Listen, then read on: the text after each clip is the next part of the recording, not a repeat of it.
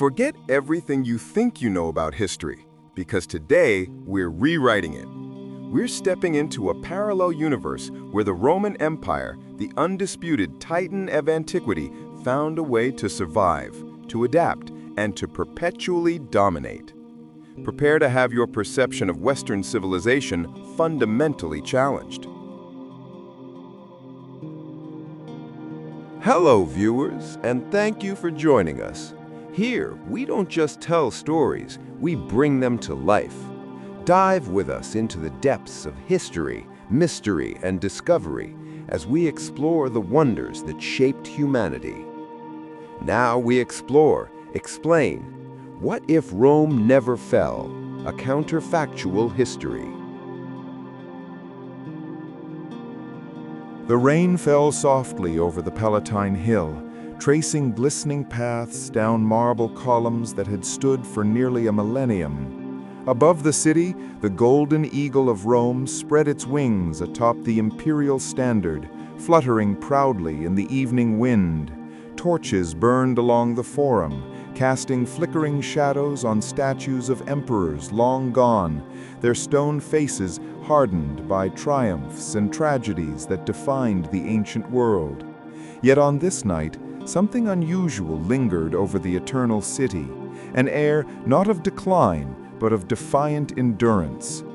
Where history once recorded despair, corruption, and collapse, in this alternate world, a new narrative began to unfold. Rome, against all odds, had never fallen. Scholars, centuries later, would trace the turning point to a single moment in the late 4th century, a moment where leadership, luck, and a reawakening of Roman identity reshaped destiny. In the world we know, the empire fractured beneath the weight of internal decay and relentless invasions. But in this counterfactual timeline, one man altered the course of history. Emperor Aurelian II, a ruler who never existed in our reality, but emerged as a towering figure in this alternate past. It was he who united the feuding generals, reformed the faltering economy, and restructured the legions into a force capable of resisting the storms brewing on every frontier. His reforms would spark the Roman renewal, a century-long transformation that fortified the empire's foundations and kept the barbarian kings forever at the gates, unable to breach the walls of civilization. But to understand the Rome that never fell, one must first understand the Rome that survived, how its people thought, how its leaders acted, and how the empire evolved into something far more adaptive, resilient, and visionary than the Rome of our own history books. This alternative empire did not remain frozen in marble, clinging stubbornly to outdated customs. Instead, like a mighty river, it changed course when the landscape shifted, broadening its reach, absorbing influences, and becoming a living organism capable of enduring the tests of time. In this timeline, Christianity did rise, but it did not suffocate the pagan traditions entirely. Instead, the empire embraced a syncretic spiritual identity. Temples and churches stood side by side. Jupiter and Christ were invoked for blessings in the same breath. Aurelian II's Council of Concord, held in 402 CE, brought priests and bishops together to negotiate coexistence. Rather than the purges and persecutions that destabilized the empire in our world, this Rome found balance. Religious plurality became a pillar of stability, drawing diverse peoples into a tolerant imperial fold. Yet it was not only religion that dictated Rome's survival, it was the recognition of change. In our world, many emperors clung to outdated systems, refusing reforms until it was too late. But Aurelian II, observing the cracks forming in the empire's structure, embarked on perhaps the most ambitious transformation in Roman history: decentralization. Provincial governors gained more autonomy. Local councils received more authority in taxation and military recruitment. This shared governance diffused power, reduced corruption, and eased the burdens on the imperial court. The newly established provincial assemblies became centers of scholarship, lawmaking, and cooperation between Roman settlers and local populations. Roman identity expanded beyond the Italian heartland. It became a shared idea, not a lineage. In this new Rome, anyone who swore loyalty to the empire, paid taxes, learned Latin, and served in the legions could rise to prominence. Within decades, senators hailed from Gaul, Dacia, Syria, Hispania, and even the once feared Germanic territories. The Roman Senate, once an exclusive club of Italian aristocrats, transformed into a cosmopolitan body representing the vast mosaic of the imperial world. For the first time in centuries, Romans felt united, not under the fear of collapse, but under the promise of a future. Still, the question remained: what prevented the barbarian invasions from overwhelming the empire? The answer lay within the legions themselves. Under Aurelian II's military reforms, the Roman army became a hybrid force, blending traditional Roman discipline with the mobility and adaptability of barbarian warriors. Instead of excluding the Germanic tribes, Rome integrated them. Foederati were granted land within the empire, not as fragmented mercenaries, but as full participants in Roman society. Their leaders were offered senatorial rank. Their warriors underwent Roman training. This policy diffused many potential conflicts and turned former enemies into loyal defenders. The Huns, however, posed a different threat. Their arrival in the late 4th century sent shockwaves through Europe. But in this alternate timeline, Rome was ready. Rather than facing them weakened and divided, the United Empire confronted the Huns at the Battle of Aquileia in 421 CE. This legendary confrontation, taught in Roman academies for centuries, became the moment the Eternal Empire truly earned its name. The Roman legions, reinforced by allied tribes, confronted Attila's forces in a brutal clash that lasted 3 days. Aurelian II's son, Cassianus Maximus, led the cavalry charge that broke the Hun encirclement. Attila was forced to retreat eastward, his aura of invincibility shattered. Rome stood triumphant. After the defeat of the Huns, the empire entered a golden age of innovation. Trade routes flourished, stretching from the Atlantic coast of Britannia to the spice markets of India. The Silk Road remained active through diplomatic treaties with Persia and various Central Asian kingdoms. Roman merchants sailed across the Indian Ocean, establishing permanent trading settlements along the African and Arabian coasts. With wealth flowing in from every direction, the empire invested heavily in infrastructure and technology. The Roman Renaissance, centuries before the Renaissance of our world, emerged during the early 6th century. Engineers developed improved aqueduct systems, expanded road networks, and introduced early mechanical devices inspired by Greek prototypes.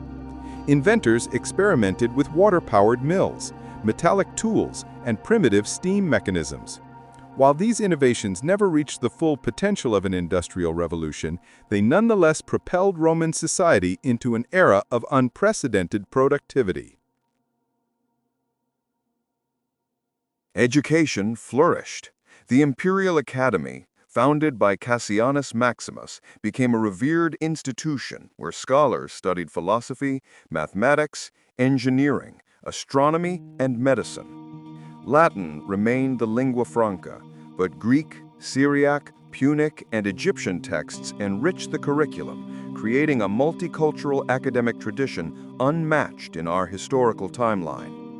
Students from across the empire traveled to Rome, Carthage, Alexandria, and Antioch to study under renowned scholars whose works would later shape global civilization. As the empire stabilized, the arts blossomed. Poets composed epic narratives celebrating Roman unity. Architects designed amphitheaters and basilicas that pushed the boundaries of structural engineering. Painters and sculptors experimented with new styles, blending classical realism with Eastern influences. In this alternate world, the Roman Empire did not simply survive.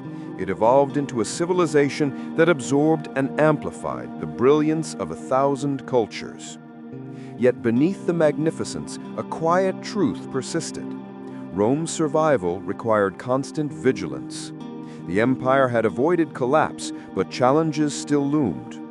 Rival powers rose across distant lands, new religions emerged, and economic inequalities threatened the fragile balance of society.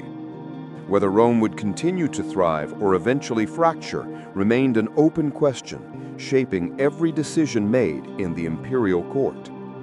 Thus begins the story of the Rome that never fell, a story of resilience, transformation, and destiny rewritten.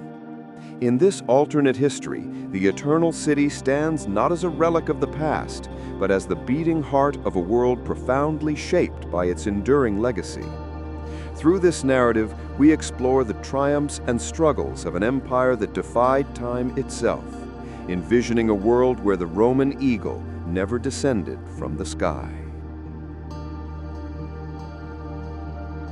On the morning after the rain on Palatine Hill, an old senator named Decimus Marcellus walked through the forum with a sense of pride swelling within his chest. Born in a remote province in Gaul, Marcellus had risen through the ranks thanks to Rome's new meritocratic system. His father, once a local chieftain who swore loyalty to Aurelian II, could never have imagined that his son would one day draft legislation in the heart of the empire. Marcellus paused before the statue of Aurelian II, carved with remarkable detail. The emperor's stern eyes seemed almost alive, gazing out across the city he had saved. As the sun climbed over the horizon, illuminating the temples and public squares, Marcellus whispered a silent vow that he and others like him would continue to protect the empire's legacy. The Rome of this timeline was not perfect, but it was strong enough to withstand the tides of history. Far to the east, caravans of silk merchants prepared their journey toward Syria. To the west, fishermen cast their nets along the coast of Lusitania. In the north, Roman engineers inspected the fortified cities along the Rhine, ensuring the borders remained secure. Across the empire, millions of people, citizens, allies, and subjects, carried on with their daily lives unaware that they lived in a world profoundly different from the one that might have been. Rome endured. Rome adapted. Rome in this alternate history never fell. And this is where our chronicle begins. The year was 468 CE, and from the towering lighthouses of Alexandria to the wind-swept cliffs of Britannia, the Roman Empire glowed with a renewed energy that few civilizations in history had ever known. The storms that once threatened to shatter the empire had passed, leaving behind a society hardened by adversity, yet softened by enlightenment. It was an age historians later called the Consolidation Era, a century marked not by grand battles or dramatic collapses, but by the slow, deliberate, thoughtful shaping of a world destined to remain under Roman influence for millennia. The emperor at the helm during this transformative century was Cassianus Maximus, the son of Aurelian II and the hero of the Battle of Aquileia. He ascended the throne at the age of 34, carrying with him a vision far grander than any military conquest. Where his father had been the empire's shield, Cassianus intended to be its compass. Under his reign, Rome shifted its attention inward, not retreating from the world, but embracing the task of reforging the empire into a harmonious, interconnected system capable of weathering any future storm. Cassianus believed that the empire had survived barbarian invasions and internal decay not simply because of strong armies, but because of the underlying idea of Rome, an idea stronger than stone walls or gold coins. It was the belief in order, law, and shared identity that had unified peoples from countless lands. To strengthen this idea, Cassianus launched a series of reforms aimed at binding the diverse provinces into a single Mediterranean community. His dream was not merely to rule the world, but to integrate it. One of his first acts was the establishment of the Mediterranean Concord, a sweeping political initiative that redefined the relationship between Rome and its provinces.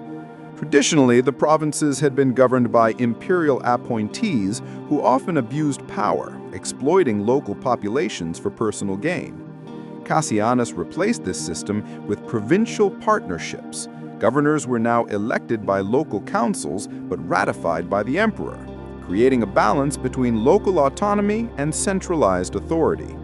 This change marked the beginning of a new political culture, one where provincials felt invested in the empire, not oppressed by it. The effects were profound. In Hispania, local assemblies began debating agricultural innovations that doubled olive harvests within decades. In North Africa, Carthaginian scholars worked alongside Roman administrators to expand irrigation systems that transformed arid plains into fertile farmland. In the eastern provinces, Syrian and Judean merchants gained unprecedented influence in urban planning and trade regulation, bringing wealth and stability to their regions. Diversity, once a challenge for imperial cohesion, became a source of strength. But Rome's transformation did not stop with politics. Cassianus recognized that the empire's future depended on intellectual and technological progress. He expanded the Imperial Academy, founded during his father's reign, turning it into a network of institutions spanning the empire. Alexandria, Antioch, Carthage, Athens, and Massilia each housed academies dedicated to specialized fields: mathematics, engineering, medicine, philosophy, and maritime sciences.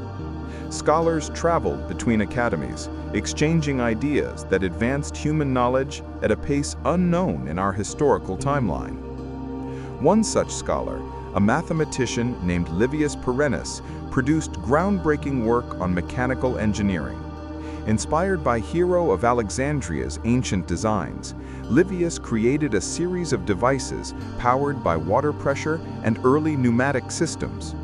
These machines, water-powered grain mills, automatic gates for marketplaces, and rudimentary mechanical looms began appearing across the empire. Though still far from industrial machinery, these innovations dramatically improved efficiency in agriculture and manufacturing, allowing the empire to support its expanding population.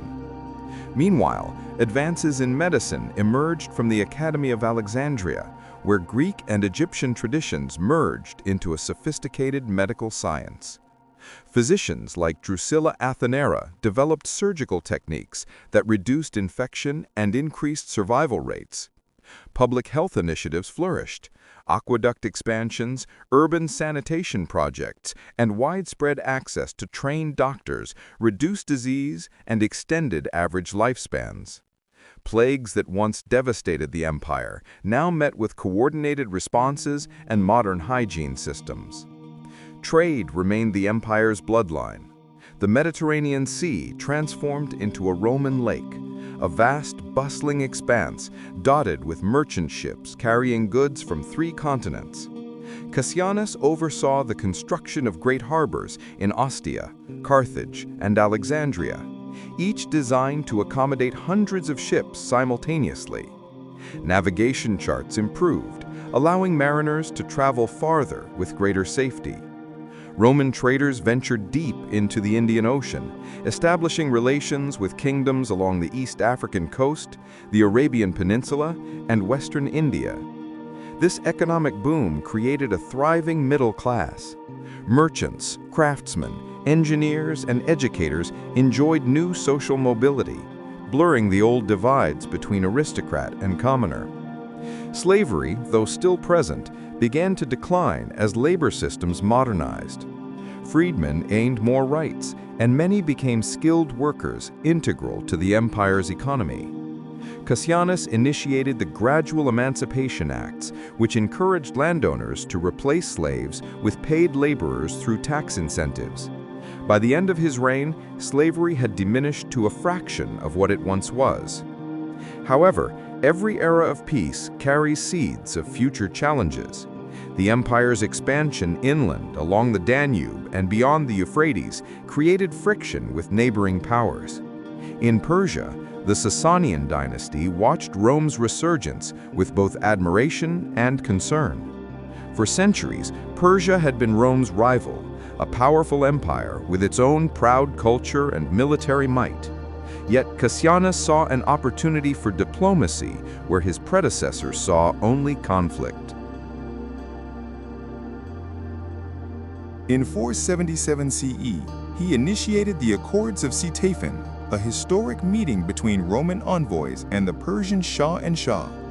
Rather than competing for dominance, the two empires agreed to cooperate on trade and cultural exchange.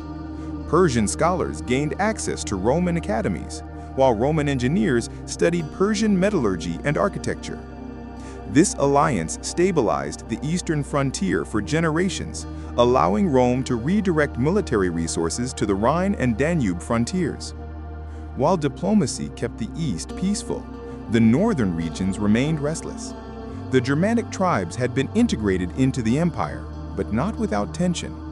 Some tribes embraced Roman customs wholeheartedly, sending their children to Roman schools and serving proudly in the legions. Others, however, resisted cultural absorption, clinging fiercely to traditional ways. Cassianus Maximus sought a balance, offering incentives for integration without forcing assimilation. Tribal leaders were granted positions within the imperial hierarchy, while still permitted to uphold their ancestral customs. This delicate compromise maintained stability, though tensions simmered beneath the surface. Despite these challenges, the heart of Rome thrived. The capital city underwent a renaissance unseen since the days of Augustus. Marble temples gleamed in the sunlight. Massive bathhouses, libraries, and public gardens filled the urban landscape. The population swelled to nearly 2 million, making Rome the largest and most vibrant metropolis in the world. Night after night, theaters staged performances ranging from Greek tragedies to newly written Latin epics celebrating the empire's enduring spirit. But the most transformative change was cultural. For centuries, Rome had struggled to reconcile its pagan heritage with the burgeoning influence of Christianity. In our reality, this tension destabilized the empire. In this alternate world, however, the Council of Concord ensured coexistence.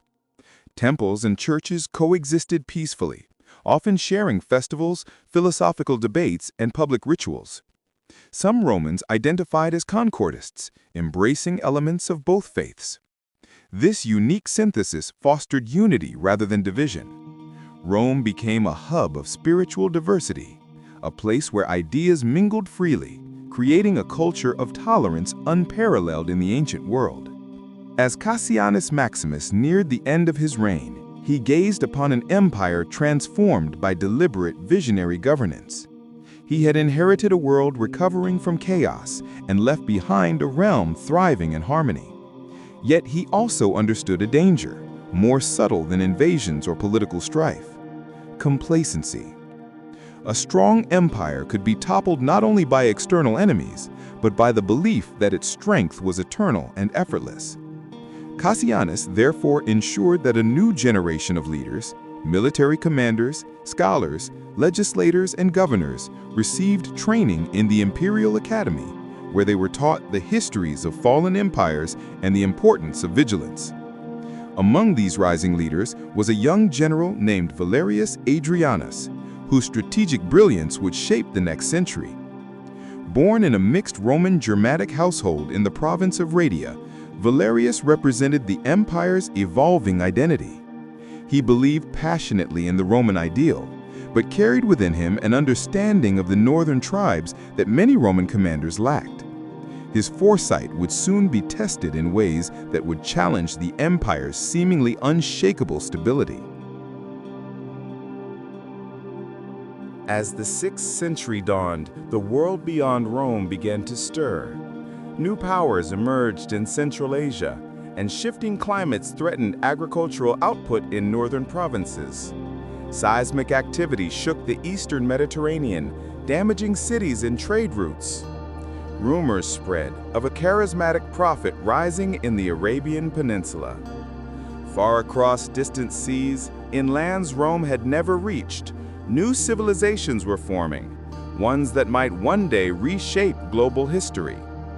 But these were challenges for the future. For now, under the golden glow of the consolidation era, Rome stood as the unchallenged center of the known world, a beacon of culture, reason, diplomacy, and strength. The empire had not merely survived the fate that destroyed it in our timeline, it had transcended it, forging a new destiny built upon unity, innovation, and the unwavering belief that civilization could rise above chaos when guided by wisdom. And thus ended the second chapter in the story of the Rome that never fell. A chapter not of war, but of transformation. A chapter proving that empires need not decay if they evolve. A chapter laying the foundations for the next age. One where Rome would face new frontiers, new enlightenment, and new challenges that would test the true durability of its eternal legacy. The 7th century opened over the Roman world like a curtain rising upon a stage filled with promise and uncertainty. The empire stood at the height of its cultural influence, its cities gleaming with marble architecture, its roads flowing like arteries across the Mediterranean basin. Trade, scholarship, and diplomacy flourished. And yet, beyond the familiar boundaries of the empire, the world was shifting, quietly, subtly, but with a momentum that would soon reshape continents. When Cassianus Maximus died in 512 CE, the empire mourned a ruler who had not only preserved the Roman ideal, but had reinvented it. His funeral procession, stretching across the streets of Rome, drew crowds from every corner of the empire. Senators from Africa, Greece, Gaul, Syria, Britannia, and Anatolia walked side by side, their garments blending into a tapestry of cultures unified under the eagle of Rome. It was a moment symbolic of the world Cassianus had built, diverse yet united, old yet renewed. His successor, Valerius Adrianus, the brilliant general who had risen through the imperial academy, was hailed as the emperor who would carry Rome into a new frontier. Young, fearless, and remarkably intuitive, Adrianus understood that Rome could not remain confined within its historical borders. The world was expanding. New lands, new peoples, and new ideas beckoned. If Rome wished to maintain its dominance, it would have to embrace a broader vision, one not limited to the Mediterranean. One of Adrianus's earliest decisions was to explore the northern territories beyond the Rhine more thoroughly than any Roman leader before him. Though Rome had long maintained fortified cities and alliances in the region, it had never fully integrated the lands beyond the forests and rivers. But Adrianus saw potential. He believed the fertile valleys, mineral-rich mountains, and navigable rivers of the northern regions could fuel a new era of Roman prosperity. In 522 CE, he launched the Northern Expedition Initiative, sending teams of surveyors, engineers, diplomats, and military units deep into the territories of the Frisonians, Saxons, and Danes. These expeditions were not conquests in the traditional sense. Instead, Adrianus offered treaties, economic partnerships, and cultural exchange programs. Tribal leaders were invited to Rome, given positions of honor, and granted access to Roman education. In return, northern territories opened their lands for Roman trade, allowing goods from Britannia and Gaul to travel farther than ever before. This diplomacy bore fruit. Over the next 4 decades, regions that had once been feared as wild and untamable became integrated into Rome's extended sphere of influence. The port city of Portus Teutonicus, founded in 541 CE near the mouth of the Elbe River, became a bustling center of northern commerce, attracting merchants from Scandinavia and beyond. Roman coins circulated widely, Roman engineers built roads and bridges across landscapes that had once been deemed too rugged for development. But it was not only the north that captured Adrianus's imagination. He turned his gaze eastward to the mysterious lands along the Silk Road. For centuries, Rome had maintained trade relations with Eastern kingdoms through intermediaries, but the emperor dreamed of direct contact. He envisioned a network of fortified trade stations stretching across Asia, connecting Rome to the far-flung realms whispered about in merchant tales, the Spice Islands, the Jade Mountains, the cities of silk and porcelain. In 540 CE, Adrianus dispatched an ambitious expedition led by the scholar-explorer Marcellinus Syriacus. This caravan, comprising soldiers, translators, engineers, diplomats, and scribes, journeyed through Persia, across Central Asia, and into the kingdoms of the East. Their mission was to establish diplomatic treaties, explore commercial opportunities, and map the routes that would one day form the backbone of the Trans-Asian Roman Road. The expedition faced daunting challenges: sandstorms that swallowed supply wagons, mountain passes so treacherous they claimed the lives of seasoned soldiers, and negotiations with rulers whose customs were unlike anything Rome had encountered. Yet Marcellinus persisted. He recorded every detail meticulously: the architecture of eastern cities, the methods of agriculture in high-altitude valleys, the exotic goods traded along the routes. When the expedition finally returned to Rome in 558 CE, the empire was astonished by the wealth of knowledge they brought back. Silk, spices, gems, and medicinal herbs filled their cargo, but more valuable still were the maps, detailed depictions of lands previously obscured by myth. Rome now possessed the greatest geographical knowledge in the world. Inspired by these discoveries, Adrianus founded the Cartographic Institute in Antioch, where scholars compiled the most accurate world maps of the ancient age. With this geographic mastery, Rome's explorers began planning maritime expeditions that reached farther than ever before. During Adrianus's reign, the imperial navy experienced unprecedented development. Shipwrights in Carthage and Alexandria built massive vessels with reinforced hulls capable of enduring the violent storms of the Atlantic and the turbulent waters of the Indian Ocean. Navigators trained in astronomy used celestial charts to guide their voyages. Rome, long an empire of land, became a formidable maritime power, its sails visible on distant horizons once thought unreachable. Yet even as Rome expanded its horizons, subtle forces were shifting the balance of power within the empire. The growing merchant class amassed wealth rivaling that of old aristocratic families. Their influence seeped into political structures, transforming the Senate into a body increasingly dominated by economic interests rather than ancient lineage. Some welcomed this shift, viewing it as evidence of Rome's progress toward a merit-based society.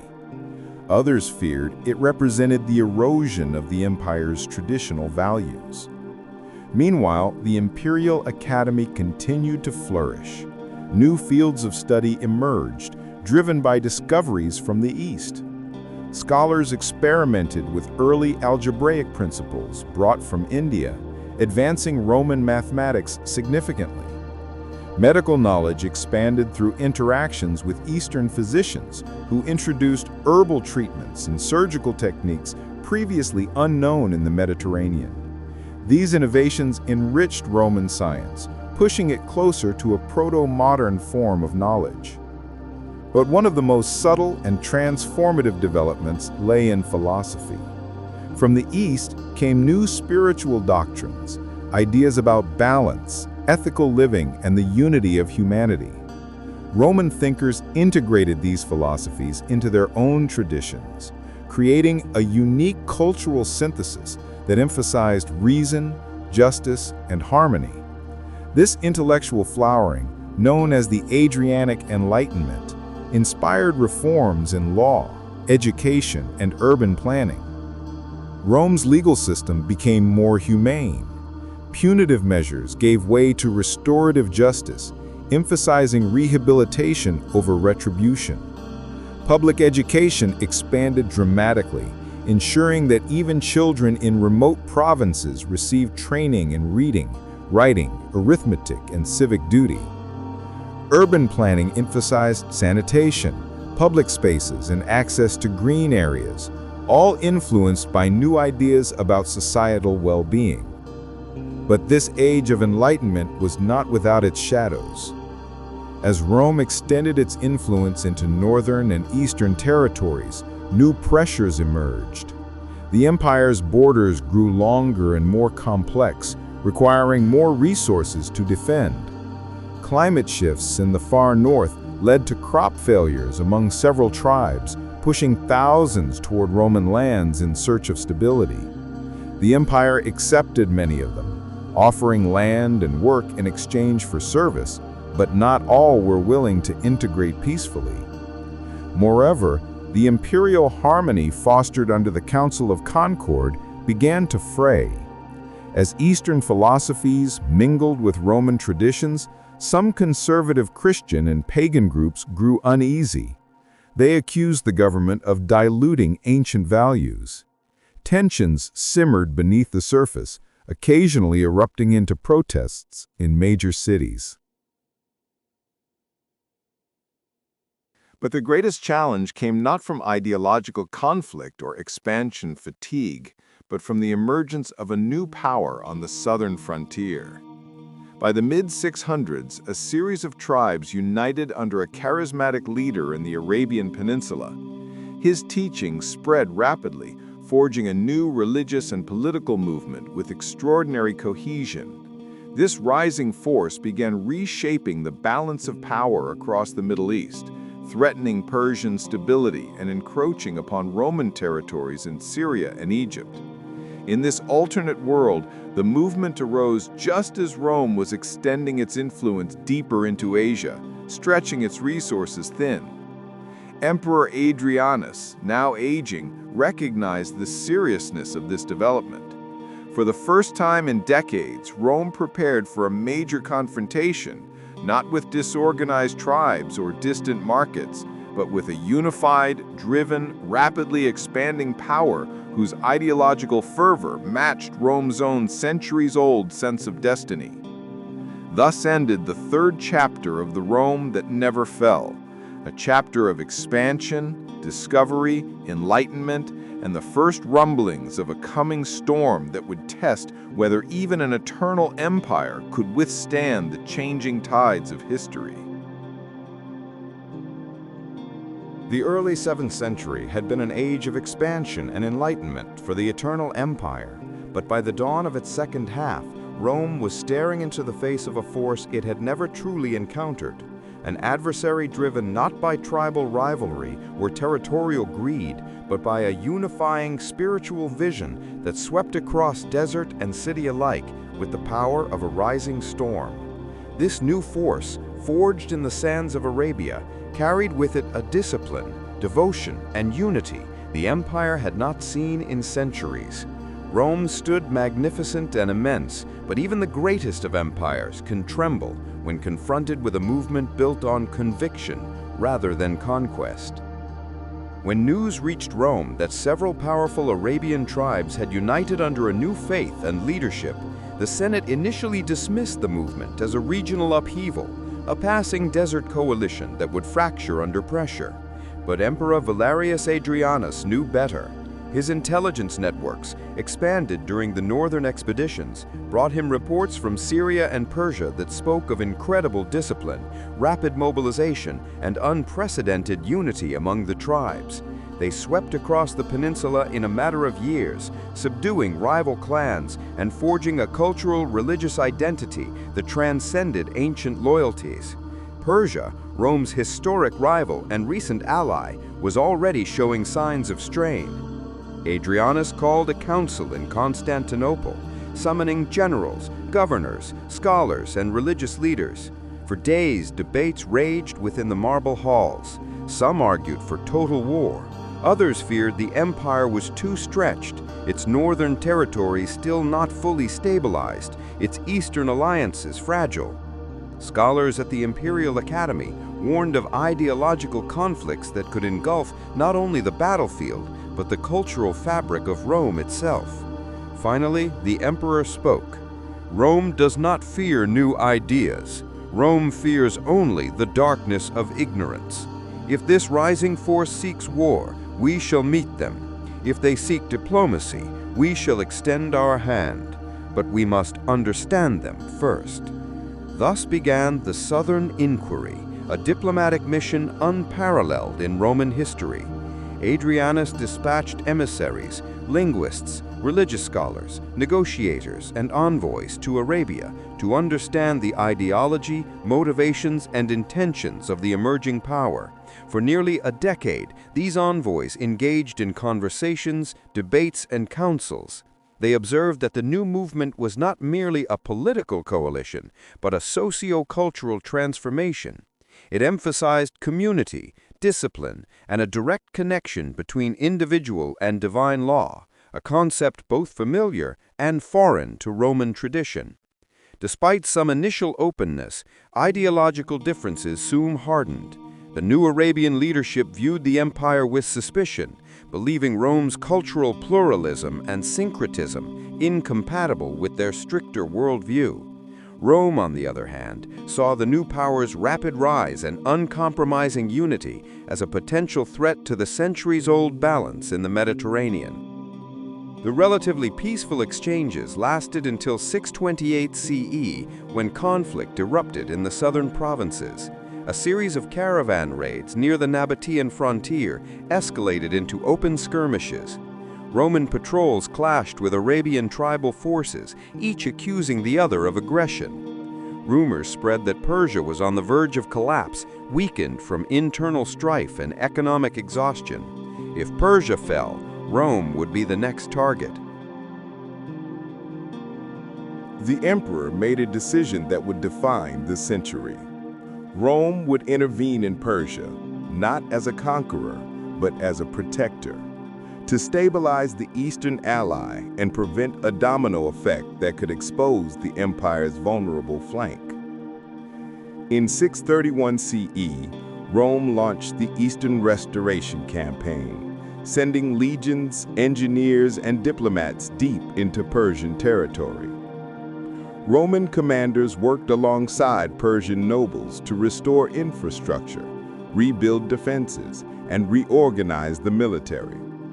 For a moment, it seemed as if Rome had saved the region and perhaps delayed the southern expansion indefinitely. But it was not to last. Persia's ruling structure, strained by years of internal conflict, collapsed within a decade. Many Persian nobles refused Roman oversight, seeing it as an infringement on sovereignty. Local rebellions weakened the joint defenses. In 642 CE, the Arabian coalition launched a massive offensive eastward, overwhelming Persian resistance. Roman legions stationed in Ctesiphon and Nisibis found themselves in desperate defensive battles, cut off from reinforcements as supply lines collapsed under unexpected speed and mobility. The empire's traditional heavy infantry legions struggled against the desert-trained horse archers and swift cavalry of the south.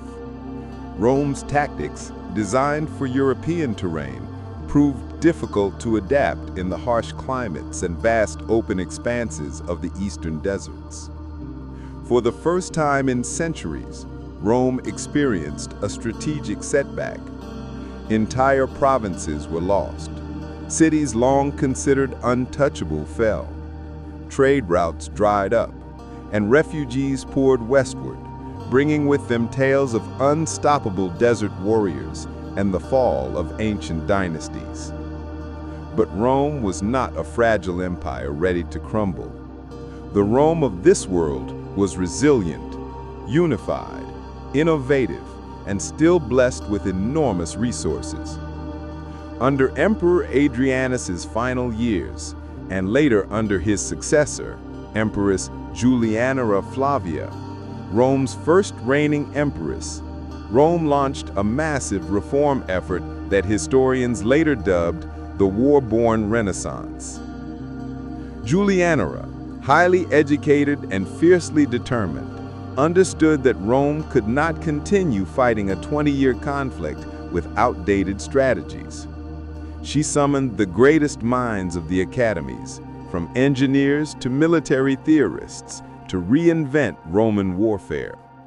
The transformation was radical. Roman legions, long dependent on disciplined heavy infantry formations, were restructured into flexible units capable of rapid movement and desert operations. Light cavalry divisions were created, equipped with composite bows and trained to fight in loose formations.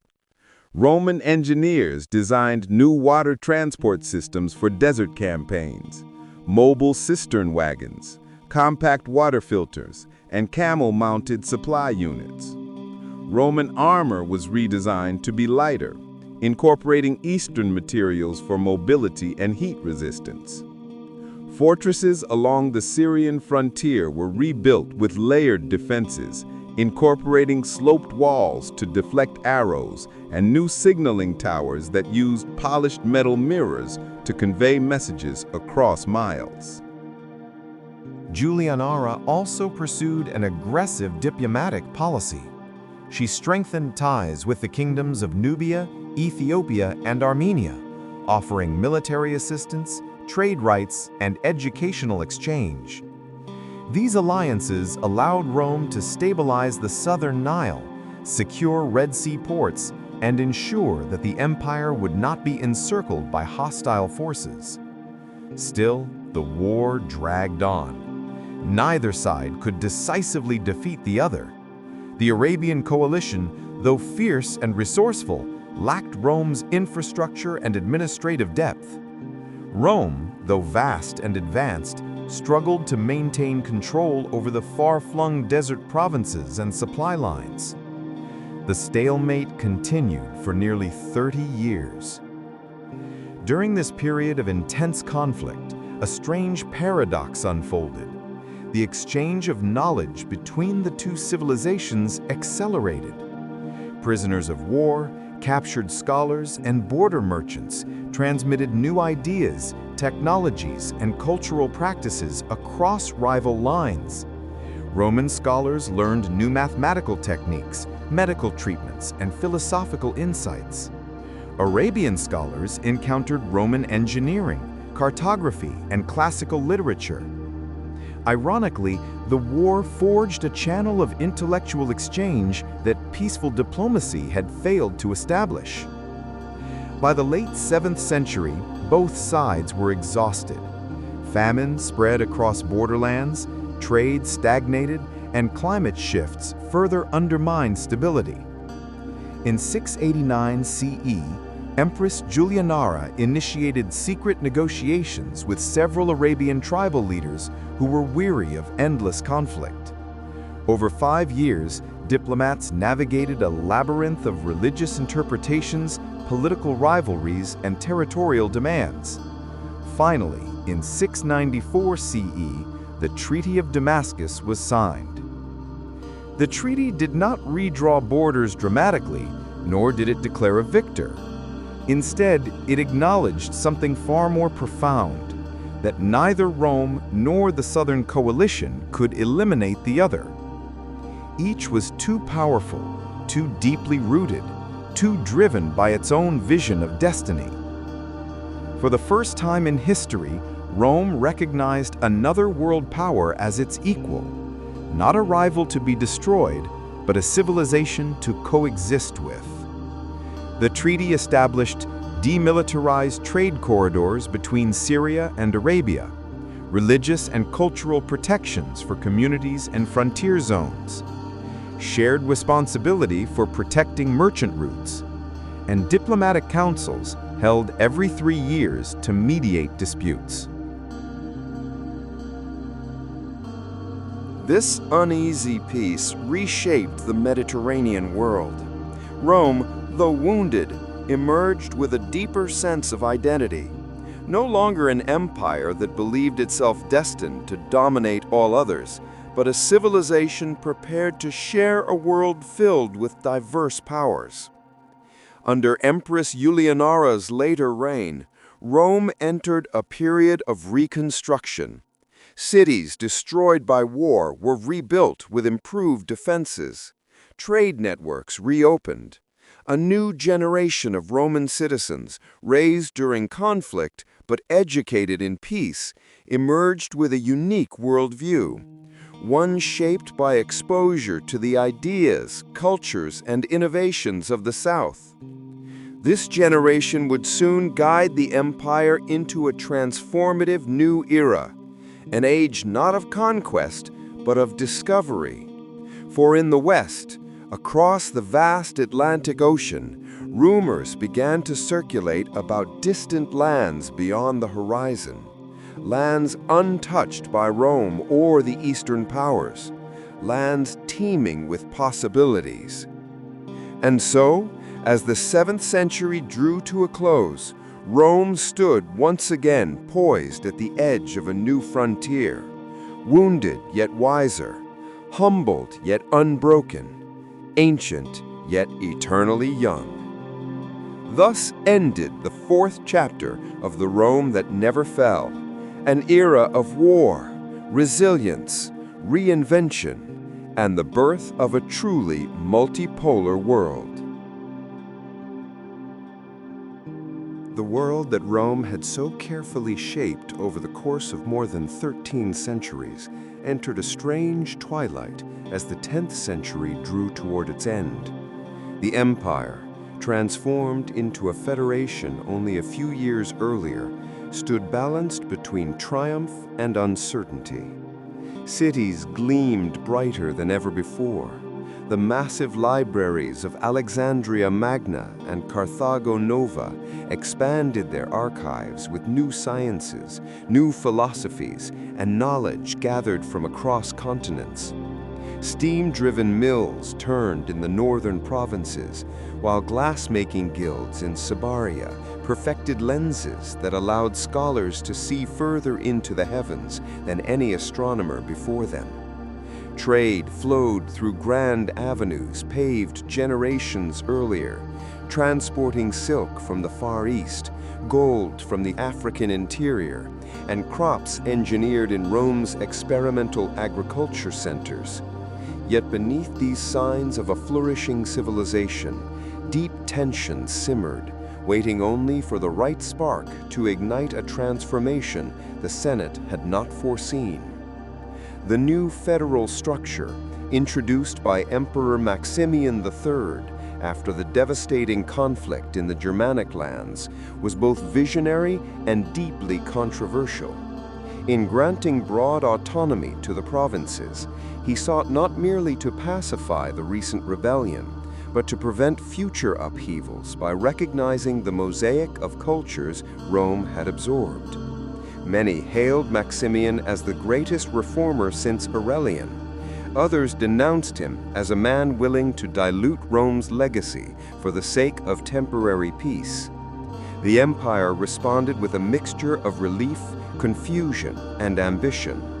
Provincial leaders saw opportunities to exert newfound influence. Philosophers interpreted the reforms as Rome's evolution into a post-imperial civilization. Still, a sizable number of traditionalists, especially among the old patrician families, felt betrayed by a system that no longer placed Rome itself unquestionably at the center of the world. The emperor, though admired, was now a target of scrutiny from all sides.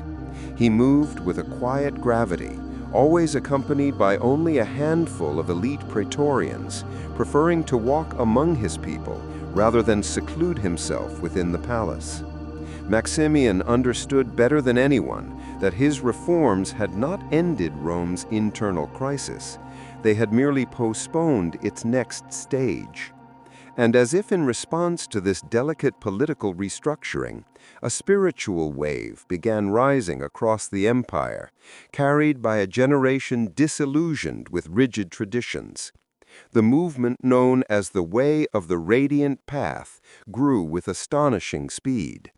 Its teachers and mystics traveled through markets, taverns, and academies, drawing crowds with messages of humility, self-mastery, and inner enlightenment.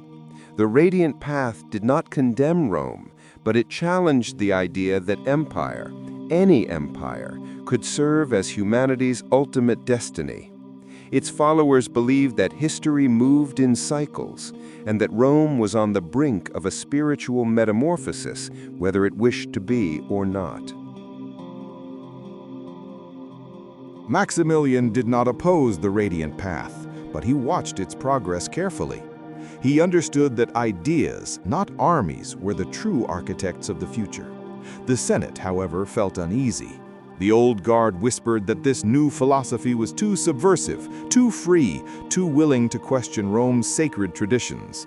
Some senators called for suppressing the movement, but the emperor refused to sanction violence against a peaceful community. His restraint earned him admiration among commoners and scholars, but deepened resentment among hardline patricians who believed Rome had survived for over a millennium precisely because of its willingness to crush anything that threatened internal unity. While the heart of the empire wrestled with identity and ideology, tensions beyond its eastern frontier escalated into something far more dangerous. The Eastern Roman Dominion, a rival state born centuries earlier out of military secession, had always existed in uneasy parallel with the Western Rome that evolved into a federation.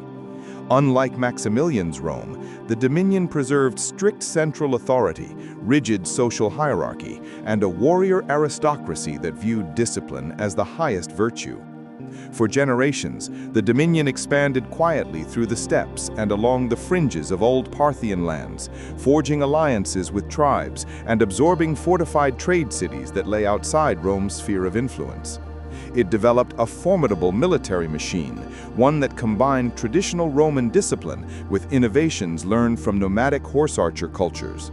By the time Emperor Adrianos IV rose to power in the Dominion, the Eastern Empire had become a disciplined, ascendant superpower, hungry for recognition and dominance. Adrianos was a man forged in the crucible of frontier warfare, hardened by battles in the frozen territories near the Caspian Sea. His vision for the Dominion was the restoration of a unified Roman authority under his rule, a Rome purified of what he saw as the decadence and weakness of federal reform.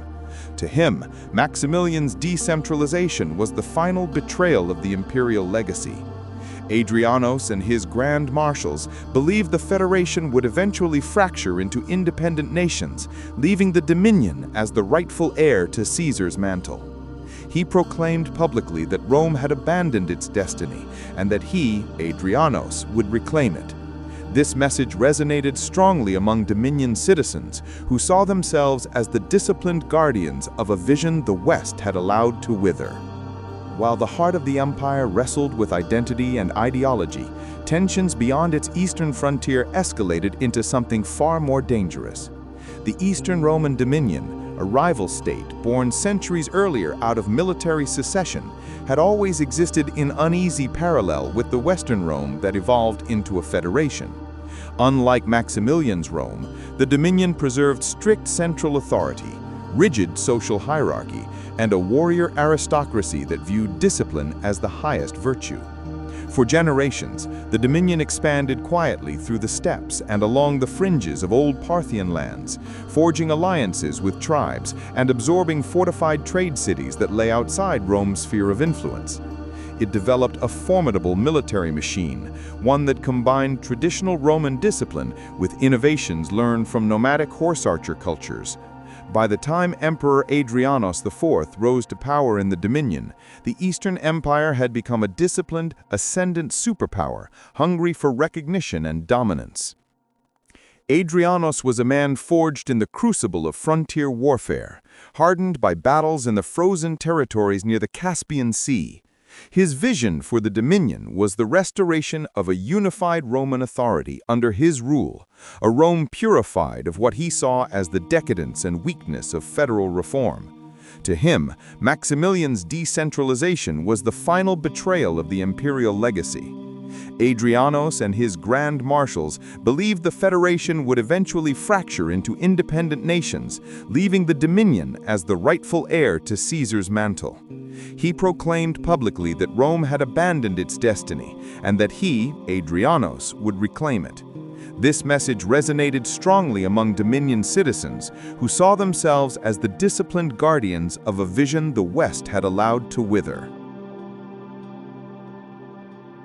The emperor summoned the Federal Council, a new governing body composed of representatives from each autonomous region. The council chamber expanded from an old Senate forum filled with voices from Africa, Gaul, Syria, Germania, and countless other lands. Yet even in this symbolic union, cracks were visible. Some representatives argued that the Dominion was a distant threat and that resources should focus on local infrastructure.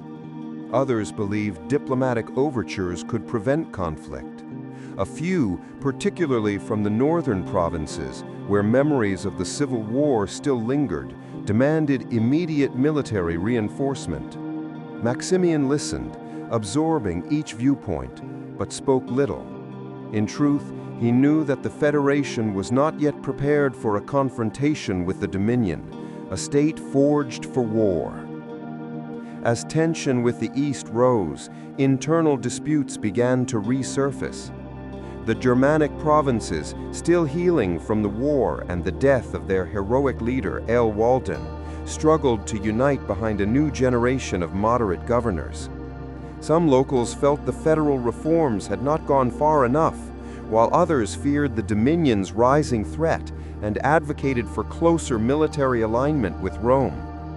The African provinces, enriched by trade and innovation, debated the balance between local independence and federal cohesion.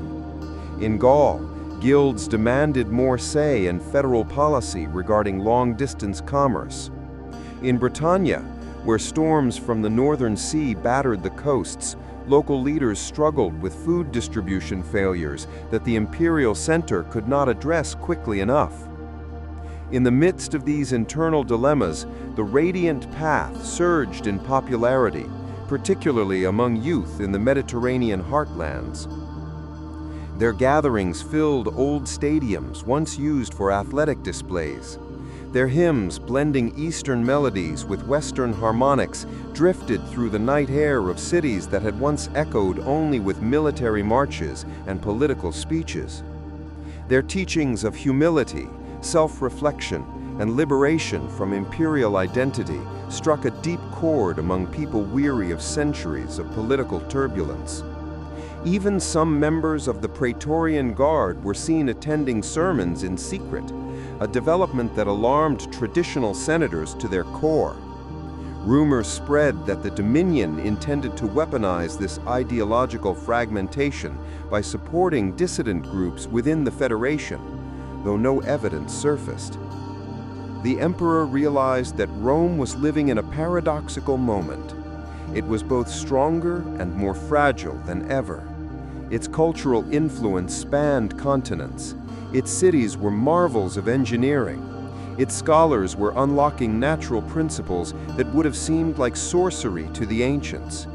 Yet the unity that had allowed Rome to endure across 13 centuries was stretched thin across a vast, multicultural expanse that no longer answered solely to a single identity.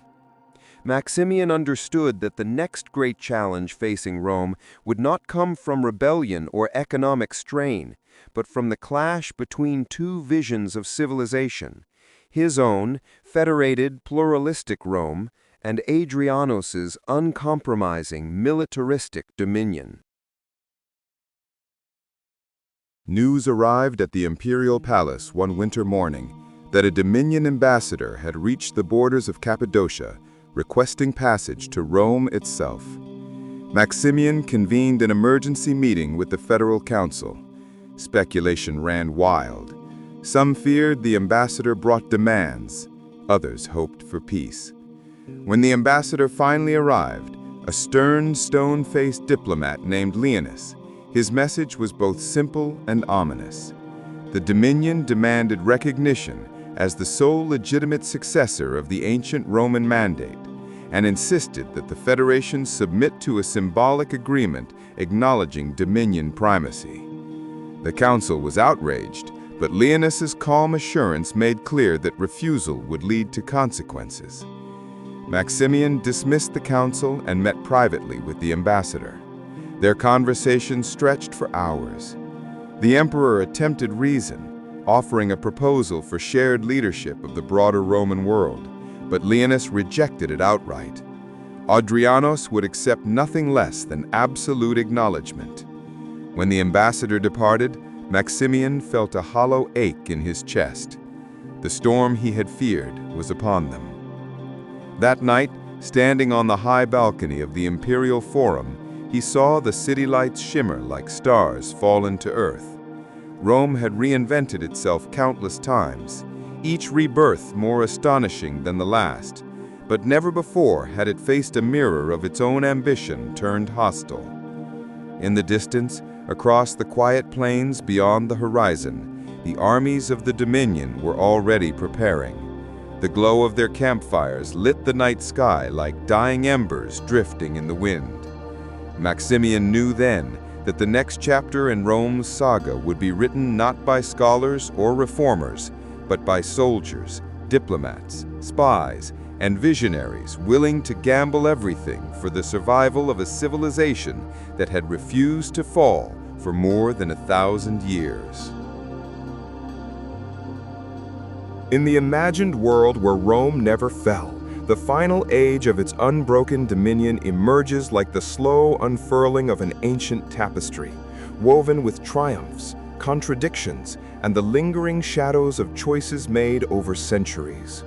By the dawn of the 15th century, the Roman world has expanded beyond anything the ancient emperors could have conceived, stretching from the cool forests of the northern frontier to the vast humid expanse of the western continents, uniting landscapes as diverse as the Nile Delta, the Ganges Basin, and the Peruvian highlands. Yet this Rome is no static relic of old marble and faded glory. It is a living civilization, constantly adapting as waves of technological revolutions, migrations, spiritual reawakenings, and intellectual transformations pass over it like seasons in a historical climate cycle. At this stage in the counterfactual narrative, we enter an era historians of this alternate Earth call Aetas Memoriae Imperialis, the age of imperial memory, an epic defined by the unprecedented fusion of antiquity's discipline and modernity's restless ambition. But beneath all the elegance and order of a world mastered by Roman ingenuity lies a question that haunts philosophers and counselors alike. How long can even a timeless empire remain immune to the forces that bring change to all things mortal? Centuries of expansion across both the Old and New worlds brought wealth beyond measure to the Roman treasury, but they also forced the empire to grapple with the cultural and philosophical diversity of dozens of sophisticated civilizations.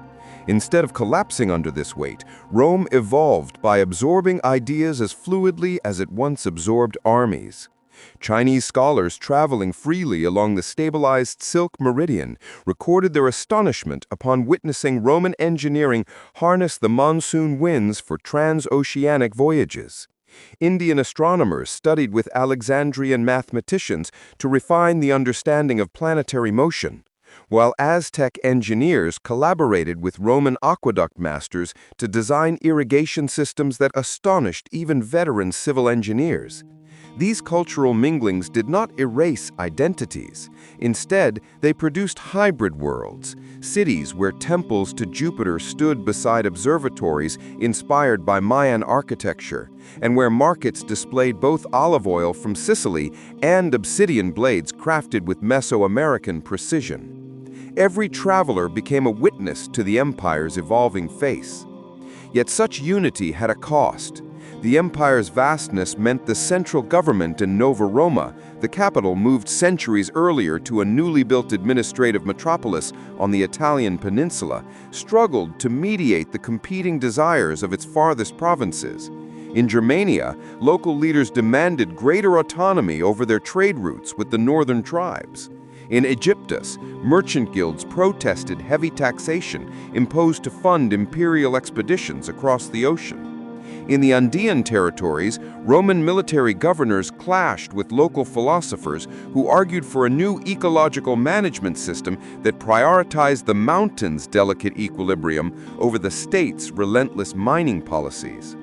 The empire, though unbroken, was increasingly stretched thin, held together by a network of institutions, technologies, and political thought that would have astounded the Caesars of antiquity. The most transformative change of the era came not from politics, however, but from technology. The Roman steam engine, first introduced in the 12th century by a fusion of Alexandrian mechanics and preserved writings of the ancient engineer Hero, had by part 6th century become the foundation of an industrial renaissance. Steam-powered galleys patrolled the oceans, rail lines cut across entire continents, and mechanical presses produced literature on a scale unimaginable in the early days of the empire. Literacy soared, and with it came an intellectual restlessness. Once the empire's philosophers debated the nature of virtue, fate, and the divine, now they questioned power itself. What was the role of centralized authority in a world where knowledge was abundant and borderless? If Rome's mission had been to civilize the world, was that mission still meaningful now that the world possessed technologies capable of matching Rome's once unique genius? The philosophers of the school of Athenia argued passionately that Rome must transform itself into a federation of autonomous realms, bound by a shared constitution, but free to govern locally. Meanwhile, the scholarly circles of the new Alexandrian library countered that only a strong central government could maintain the harmony that technological progress required. And across the ocean, the intellectual elite of the western provinces proposed a radically new idea, that Rome should no longer be defined by its birthplace, but by a shared global identity transcending geography, ancestry, or creed. This debate permeated every sphere of life, from the councils of governors to the bustling public forums filled with artisans and merchants. The empire, once united by roads and legions, was now united by conversation and critique. Amid these transformations arose another profound shift: the evolution of Roman religion. For centuries, Rome's spiritual life had been a mosaic of beliefs. Old gods, Eastern philosophies, and countless local traditions existed side by side. But in the age of imperial memory, a syncretic philosophy emerged, blending Stoicism's rational ethics, Zoroastrian influences of cosmic duality, and the Native American reverence for natural cycles. This new belief system, often simply called Via Universalis, the universal way, was not enforced by law, but it spread organically, carried by teachers, travelers, and scholars who saw in it a spiritual expression for a world that had finally grown interconnected. Temples of the universal way were serene places, filled with natural light, where practitioners from any culture could meditate on the harmony between human action and the vast, ceaseless motion of the universe. Although skeptics dismissed it as overly idealistic, it reshaped art, literature, and political thought, reinforcing the idea that the empire's legitimacy depended on its moral unity as much as its material achievements. But even as Rome entered an era of philosophical brilliance, its power was challenged where it least expected it, within the minds of its youth. The empire's younger generations, raised in a world where travel between continents took days instead of months, and communication across oceans was instantaneous thanks to telegraph-like optical signaling systems, viewed Rome's strict traditional hierarchies as relics of a bygone era. They admired the empire's history, but they questioned its future. Why should the Senate of Nova Roma control distant provinces with little understanding of their cultures? Why should imperial laws restrict the formation of independent research guilds or technological communes? Why must the empire maintain a standing army when diplomacy, trade, and shared infrastructure created far more stability than legions ever had? These questions were not fueled by rebellion, but by curiosity, a force far more destabilizing than anger. Tensions rose slowly, at first unnoticed by the political elite. Small academic gatherings evolved into continental congresses. New political movements, peaceful yet determined, gained traction in the metros of the West and the academies of the East. Governors attempted compromise. The Senate attempted reform. Emperors attempted reassurance. But ideas had acquired momentum, and momentum was a force even Rome struggled to control. The empire entered what modern historians call the Great Debate Century, a period not of war, but of negotiation, persuasion, and reimagining. Some feared that Rome was finally approaching the fate it had avoided for millennia. Others believed it was on the brink of a golden age unlike any before. The tipping point came unexpectedly. A scientific breakthrough in the northern provinces, the first functioning electromagnetic engine, promised to revolutionize transportation and industry once again. But the Senate, fearing social upheaval, attempted to restrict its adoption to Rome's core territories. The response was swift outrage. Scholars, merchants, and provincial leaders united in demanding universal access to the technology. When the Senate refused, peaceful demonstrations erupted across the empire. And for the first time in 1,000 years, the imperial government realized it could not simply issue commands and expect obedience. The world had changed too much. The people had changed too much. And Rome, for all its grandeur, had to evolve or fracture. After months of turmoil, debate, and negotiation, the empire convened a historic gathering, the Convocation of 12 provinces. Representatives from every major region, Europa, Asia, Egyptus, Arabia, Bharat, the northern routes, Andinus, and more, came together in Nova Roma to redefine the future. What emerged from this monumental congress was not the dissolution of Rome, but its transformation. The empire reinvented itself as the Commonwealth of Rome, a union of sovereign realms bound by shared infrastructure, shared military cooperation, shared scientific institutions, and a renewed cultural identity centered on the universal way. Central authority remained, but it was balanced by provincial autonomy. The Senate became bicameral, incorporating provincial delegates. The emperor became a symbolic unifier rather than a supreme ruler. And the legions, those iconic symbols of Roman endurance, shifted from armies of conquest to guardians of peace and exploration. This transformation did not erase Rome's identity, it sharpened it. The Commonwealth ushered in an age of unprecedented innovation. Electromagnetic engines powered continental railways, enabling cross-country travel in hours. Experimental skycraft, built using lightweight alloys, made the first sustained flights, leading to aerial commerce. Medical academies discovered treatments for diseases once thought incurable. Artists blended classical techniques with new technologies to create immersive visual experiences. The empire's past achievements fueled its new ambitions. It sought not only to master the world, but to understand it fully.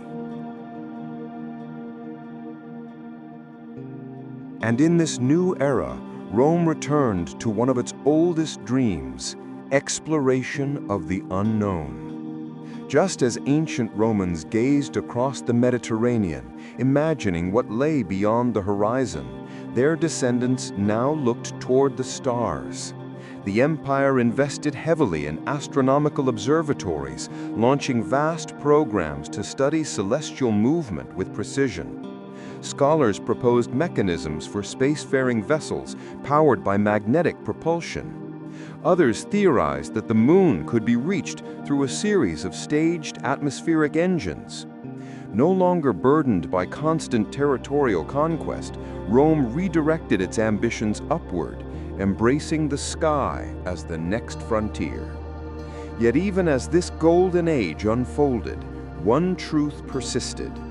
Rome's identity was not defined by its borders, its armies, or even its remarkable endurance.